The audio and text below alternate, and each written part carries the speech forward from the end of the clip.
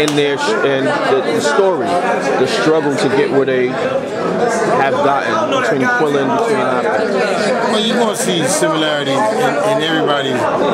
Boxing is a sport of rags to riches. So we see people X covered a different time period where Peter Quillen's come up in the area and an arena where it's a little difficult out here for these young boys now because of the money opportunities that are on the street and the way these guys are going. So Peter's faced a lot of adversity too, but he looks to be persevering. Anyway, a good performance tonight and had a kid who really came to fight.